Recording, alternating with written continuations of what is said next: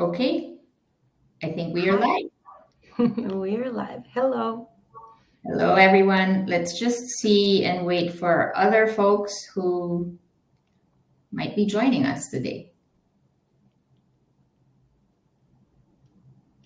Great. I'm very eager to see who will be joining us. I mean, it's a tough topic to talk about it for only 45 minutes, but let's see what we can get out of it. Yep, let's see. Okay, let's start in about half a minute more.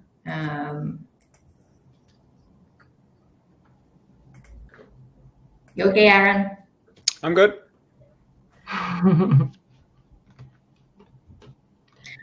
Okay, I think let's start because we only have 45 minutes, I think. So, well, welcome everyone, and thank you for joining us in today's session on peak management, also known as managing high demand periods. I'm Cheryll Aganda, and I have the fun job of moderating today's session. Quick intro about me. I'm responsible for Transcom's advisory services and applied insights division with over 20 years, not my age, hopefully, but 20 years of experience in various roles within the BPO industry. And the past 5 years, however, I've been especially focused on advisory projects for enterprise transformation efforts. I want to start actually by clarifying what peak management is and why it's crucial for businesses. Peak management involves strategies and practices that help contact centers effectively handle periods of high demand for customer interactions. And these high demand periods can happen for various reasons, such as seasonal events, marketing promotions, product launches, or even unexpected crises. And for us in the BPO industry, effective peak management means ensuring that customer service remains consistent and efficient, minimizing wait times, reducing customer frustration, and just maintaining overall service excellence. And there are many industries that regularly face peak seasons. For instance, the retail industry sees a surge during holidays like Black Friday and Christmas.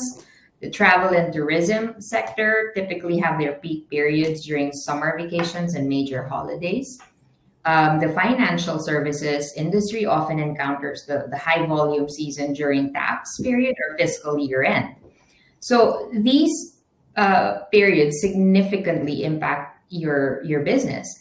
And for us, again, in the BPO sector, we must be prepared to handle the increased workload without compromising on service quality.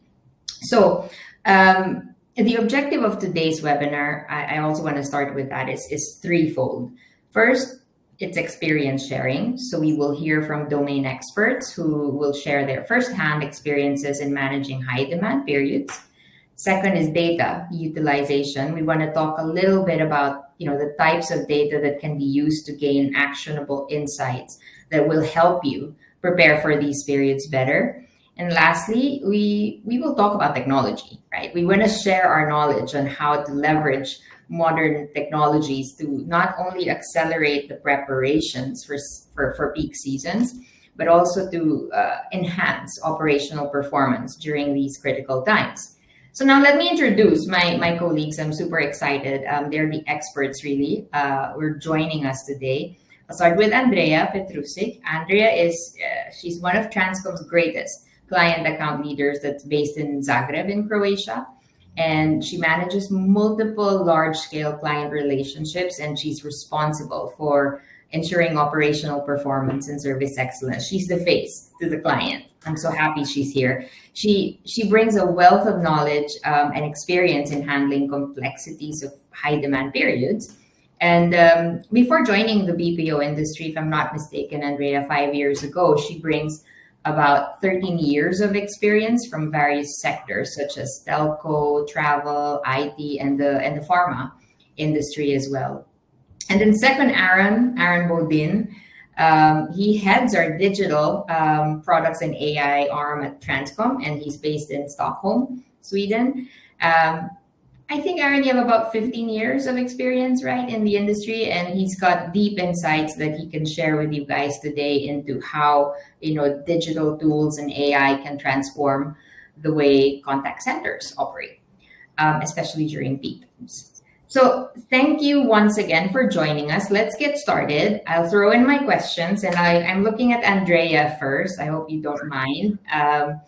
As a business leader who holds responsibility for day-to-day operations and performance, I know you've been faced with more than your fair share of high demand periods. So what would you say are the key components required for the effective preparation and management of these seasons?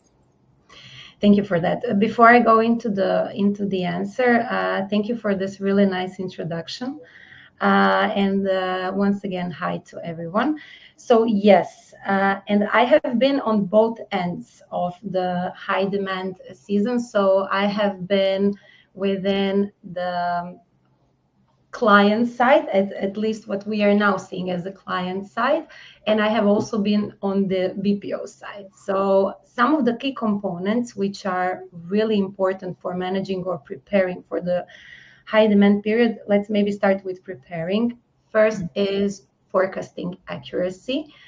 So if you have 90% or more of forecasting accuracy, you will probably be very successful in peak management, or at least you will prepare yourself for the success due to proper staffing. However, this is not an easy task to do. So it comes from knowing the volume trends, having the historical data, doing the interval planning, which also can come down to like 15-minute planning or minute planning and so on. So it is very important and not always so easy to have.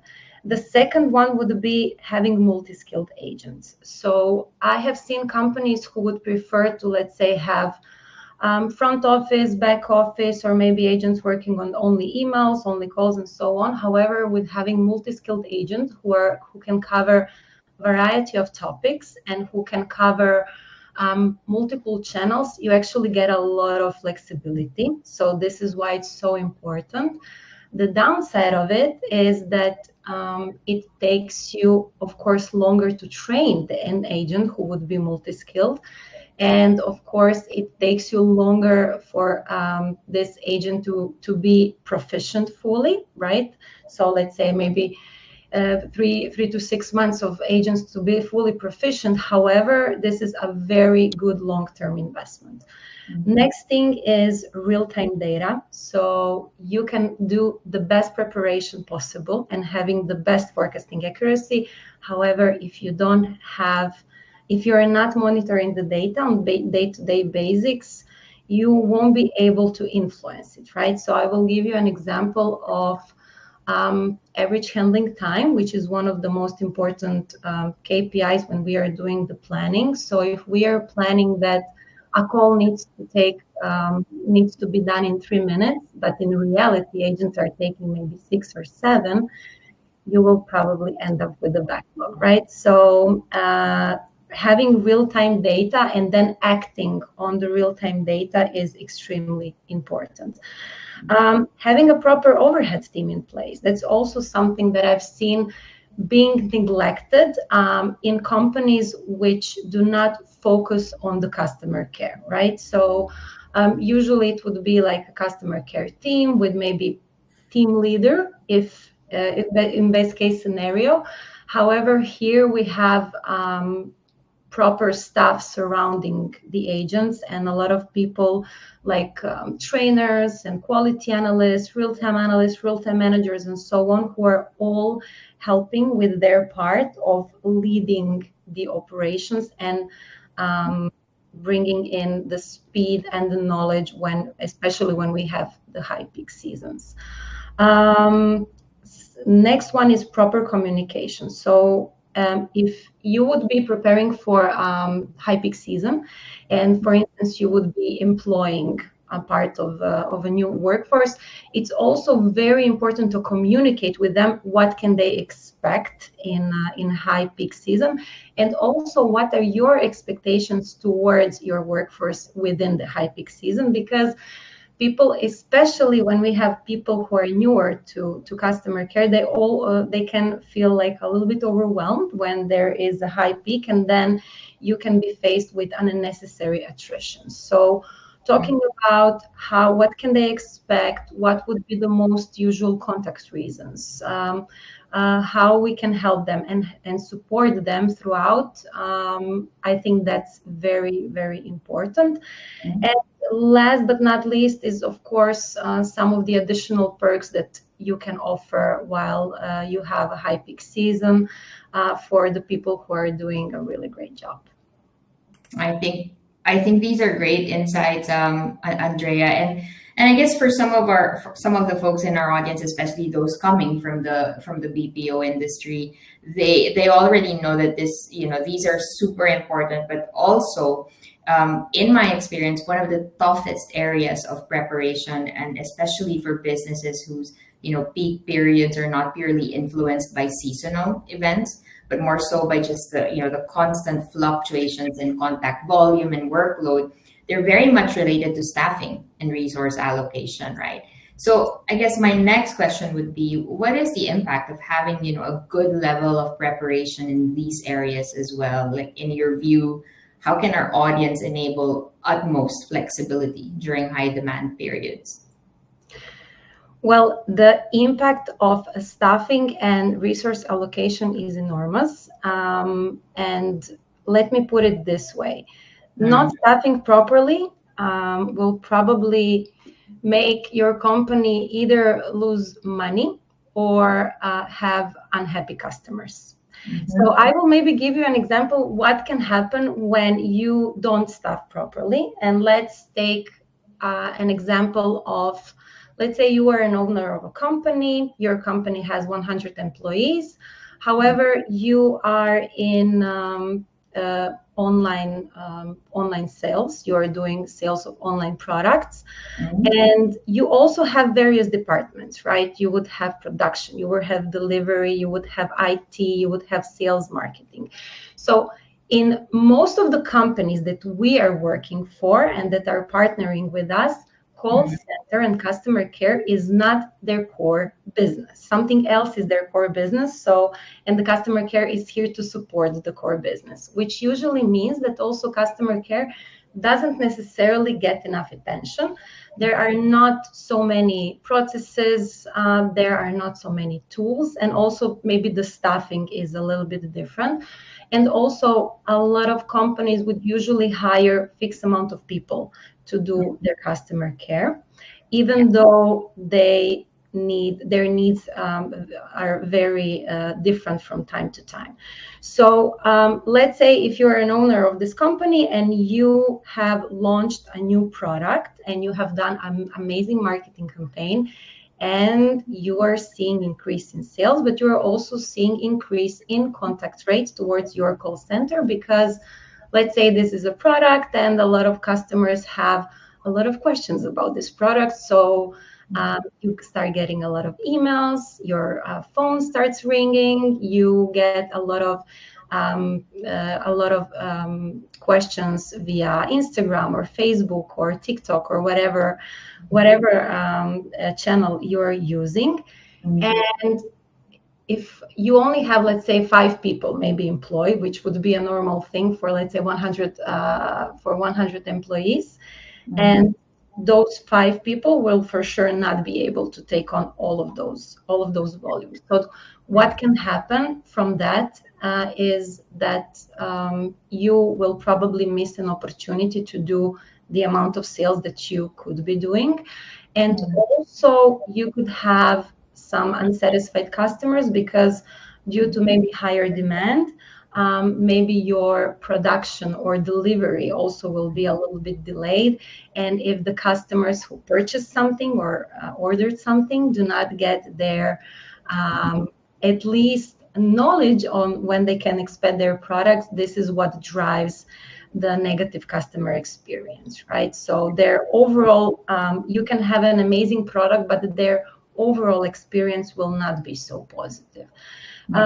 So I think what is also important to mention that even though this sounds very simple, the issue that most companies have is that they don't have always the proper reports, the proper processes, and the proper resource planning in place, because a lot of those different tools can be quite expensive, right? So, and they're not their core business. And this is what our clients are also getting with us. So it's not only the FTEs, it's also the knowledge, it's also the technology, and it's also various tools. Because when customer care is your core business, as it is at Transcom, of course that we have purchased all of the tools available in the world to be able to control that and to have a good overview. I think it's amazing how, with the real life examples you gave, it makes me look back to my days in operations, and also, working with other clients in the travel industry, where it takes so much communication and effort to combine everyone's work, that, let's say, marketing does campaigns, right? And if this is not properly communicated to operations, and especially to the contact center, then the sudden influx of contact volume could definitely hurt the business, and especially the customer experience. And I think I look at Aron now, and I can't help but say, okay, sir, let's bring technology in, right? Like, what do you have to say? But Aron, seriously though, I mean, I'm sure you will agree that it's always great to have the people and the process aspects of preparation covered, and that's pretty much my area, with a little bit of tech now. But what are some of the techniques that we can leverage from a tech solution perspective? There is plenty, and I think I just want to echo once more. I have not only been in the tech space in my career, I've also been managing contact centers, and people and process. What technology does is that it can augment things that are already working as defined in one way or another. So slapping in technology without having the right people and the right processes in place typically is not a very good idea. However, I think over these past few years, a lot of cool stuff is now actually materializing. It's definitely turning things on its head, and we can do way more with technology. But to begin with the very basics, right? In order to be successful, your core technology needs to work. If your main channel is voice, you obviously need to have a strong, resilient, robust voice platform to build on. Either you bring that to us, or we bring it to you, which is one of the core fundamentals that needs to be in place in order for anything else to play. Same with any other text-based channels or video-based channels for that matter too, although not a big channel as of today. Probably another webinar on that later. But then comes the interesting stuff that that truly can make a dent and sort of help flattening the curve, to quote some outworn COVID expressions in terms of peak management. And that one super strong technology thing to look at is intelligent routing. So for voice, which is still one of our biggest channels, most companies' biggest channel still, for some reason, people prefer talking to each other. So let's embrace that. An IVR, or, for the people who are not in the industry, you typically call somewhere and you press 1 for sales, 2 for invoice question, etc. Now with technology and AI, we can just let the customer speak their mind, and we can detect the intents based on what they're saying. Now, how does this help in peak management? A huge part of a operation typically involves transfers. So you intend to talk to one colleague, you actually get through to that person. That colleague then identifies, you probably need to speak with Cheryll over at the invoicing team.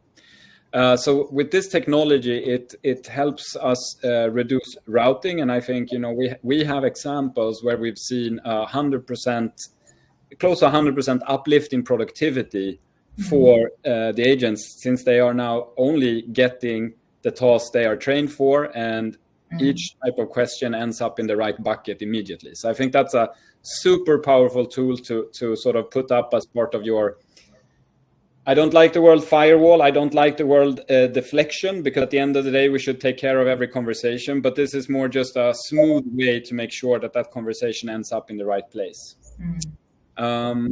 If you have another cool piece of technology that you can think of, if you're operating out of multiple locations, for instance, and you have your staff speaking different languages, today with AI for text channels, we can do it super good, super efficient, where basically we are putting AI translation as part of the agent experience, so that your entire workforce of agents can all of a sudden work in all of your market's different languages all at once. So this really helps shifting volumes between countries, for instance, and especially, you know, making someone like me be able to speak Croatian and Spanish, which maybe some people would like, others won't. So I think that's also a very cool way of looking at it. We're doing that for voice as well. I think there it's you really need to look at your customers and whether or not they are ready to talk to a bit of a synthetic voice in order for that to work. So I don't think it's for every brand today, but it's definitely getting there, and the technology is getting better day by day. There is so much to talk of. I'll run you through a few quick more. One really cool piece of technology as well, what we have in our laboratory right now, is basically bringing people up to speed and speed to competency. Andrea mentioned this earlier, you know, training, make sure that the customers, every representative is ready to face our customers. With AI now, we can simulate customer conversations, we can engage way deeper in training, and we can make our agents ready to face reality, maybe a bit faster, but definitely way more confident, because they have been exposed to some synthetic customer interactions prior to getting there. Maybe old school, but still very good. If you don't have callback options today for your voice skills, make sure to have that. You know, it could be as simple as just, you know, press 1 and we call you back once it's your time in the queue. We also have more intelligent solutions that is actually looking at where, you know, when would be the most optimal time to actually call you back, both based on our known workload, based on what Andrea mentioned earlier, but also if we have some, you know, customer persona data, etc., maybe we can start figuring out ways when that callback would be of most convenient time for everyone to make it as smooth as possible. And then last but not least, maybe not for this year's peaks, because I guess it starts with Black Friday and then it goes on. At least that's what we're planning for here. Is to have a powerful insights tool. Andrea mentioned call volumes, etc. I think what we can do today as well is we can intercept and read through and listen through so many conversations to better understand what is the core drivers of these types of peaks. Is there important messaging I need to bring back to my product department, to my marketing department? What can I do to, you know, avoid those peaks that I want to avoid? Some of them maybe we won't have because of a successful marketing campaign, right? But all of these things is actually to look at using AI and harvest all of these insights to make us better and stronger for next year. So I think that's something we should look at putting into place day one. And then gradually that helps us get better and better. Well, I don't know, Aron, don't you just love when technology works? And just for everyone who's listening to us, everything you just mentioned, Aron, and especially in the beginning, that, you know, if process and people areas aren't taken care of, all of these things that Aron just shared is, you know, my firm belief is technology is still not plug and play today. And so the three of us, Andrea, Aron, and I, we typically work together and provide that advisory support to our clients, because it's never something you just put into the mix and then expect it to work, right? And especially with data. So we're getting close to the end of our session, but I do want to touch on that very important topic, which is the data, right? So I guess, Andrea, I look at you again, and with regards to this and how to use it best for, continuous improvement measures, do you mind maybe sharing with us as well where this has helped you most in peak management? Absolutely. First of all, can you hear me well? Yes. Okay, because I have been losing my internet connection for some reason, but it was when Aron was talking. So No. good. So let me know if that happens again. Okay, so from the data perspective, I would maybe, there are of course a lot of data that we are monitoring and that is important. So that list would go on and on. But let's maybe just focus on the data which is important for the planning, and then data which is important for overseeing the daily operations. So from the planning side, again, forecasting and forecasting of the volumes, right? The forecasting accuracy. So knowing your volume trends is something that it's very important, and also monitoring the volume trends so that you can properly staff, because of course the trends are changing, and you need to be properly staffed at any point. The second one would be average handling time, and those two will again be mentioned in the monitoring part. Average handling time is very important, as well as the SLA, for basically setting the targets and setting the expectations. So telling to yourself what are you fine with, and giving guidance for the workforce to use it. And those are the things which are for us very basic. They are very basic KPIs for any BPO and any contact center. However, I have seen contact centers in other companies who don't necessarily have set KPIs, and this makes a lot of difference. Opening hours are also very important, and so basically all of the data that would give you visibility on how large your workforce needs to be and when do they need to be staffed. The second thing are data which we need to monitor, the daily operations. So again, it's the AHT and the SLA. However, it's also very important to look at absenteeism, because when you have very big teams and very big operations, so let's say 100, 200, 300, 1,000 FTEs, absenteeism piles up, right? So even though you do a really great planning and everything is in place, if you would have some unplanned absenteeism, then you're in trouble. So this is why we already also plan with the absenteeism. So we usually know after a season or two what would be the planned absenteeism that we absolutely need to count. Login time and the number of interactions is also something that it's very important, because it's not the same if your agents in a call center or in customer care are doing things in a specific way, in a specific time frame, knowing that there are some targets, or if they are very relaxed with this. Because I have also been a part of, let's say, account management teams or customer care teams where we didn't have the targets, right? So it is quite different. So when you lose the sight of it, you basically can get sidetracked really quickly. And of course, the two last would be the data about quality. And when I say quality, I mean quality of agent work, which would be usually done by quality analysts going through the either calls or emails, chats, and basically doing something that we are calling scorecards, right? Mm-hmm. Why is this also? This is quality, but it's also so connected with the peak season. Let me just explain why.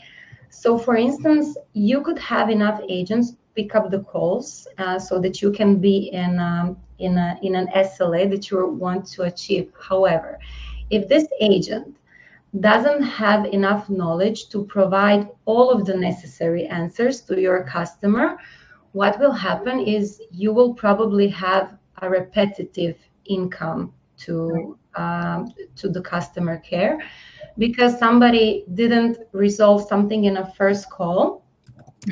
Then you would have the same customer going back on email, going back on chat, and so on, which is causing additional volumes, right? So this is why, even though maybe quality is not fully not something that somebody would think of first when you are talking about high peaks, it's usually like the workforce management part, but it's also very, very connected. So quality is extremely important metric.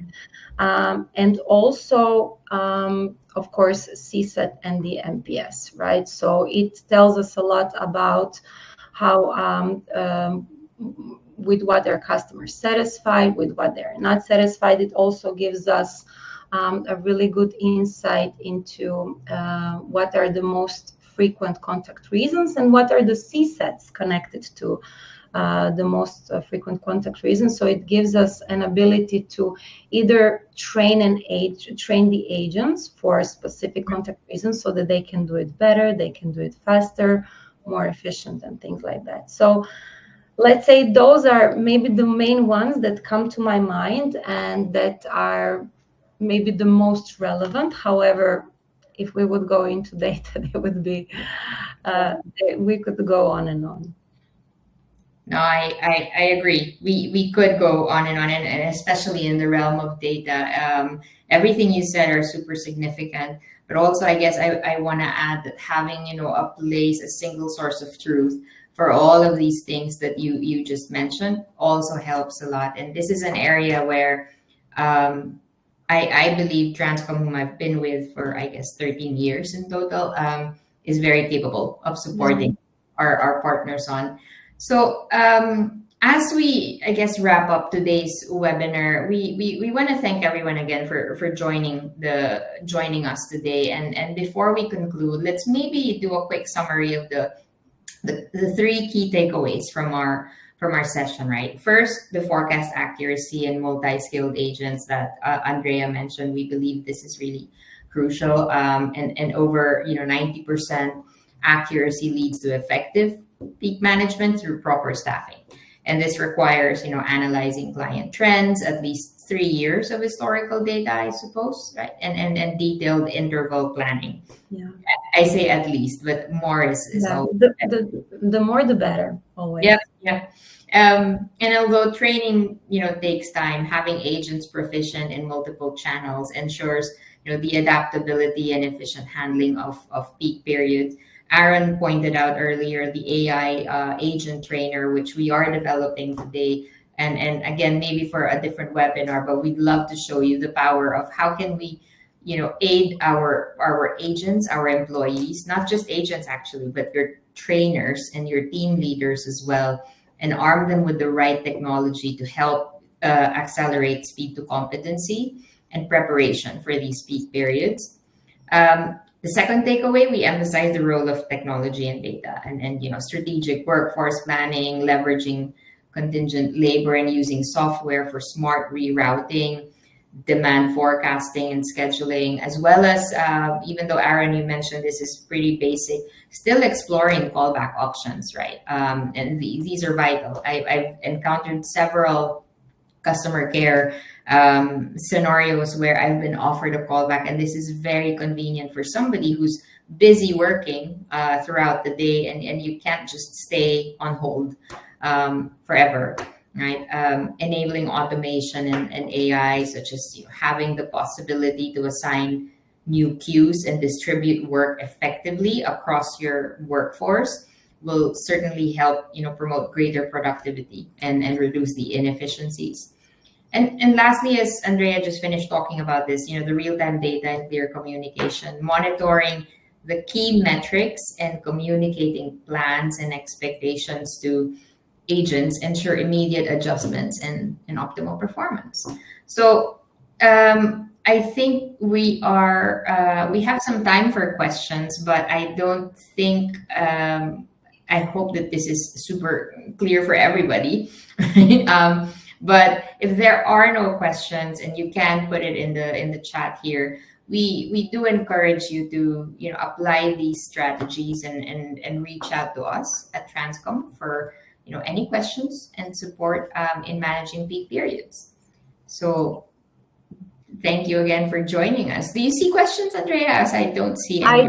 I just looked at it, and we don't have any of the questions in Livestorm. I don't know if any of the questions will come up maybe in some other app. Yeah. But I wanted to use the opportunity to thank the two of you. It was really nice to do this webinar with you. And I really hope that we touched upon some of the topics that were relevant for the people listening to us. So let's see. I would also like to encourage everybody who are interested in this to also reach out to us, and then we can organize a call one-on-one or whatever. So conversations as well. Yeah. And Aron you're not going to get out of this because you'll be part of that. I'm pretty sure people are also interested in the tech piece, right? And all the stuff that you mentioned earlier. For sure. Looking forward to talk some more around it. Good. Well, thanks again, everyone. I hope you have a great Thursday, and we'll talk again soon. Thank you so much. Bye, everyone. Thank you. Bye. Have a good one.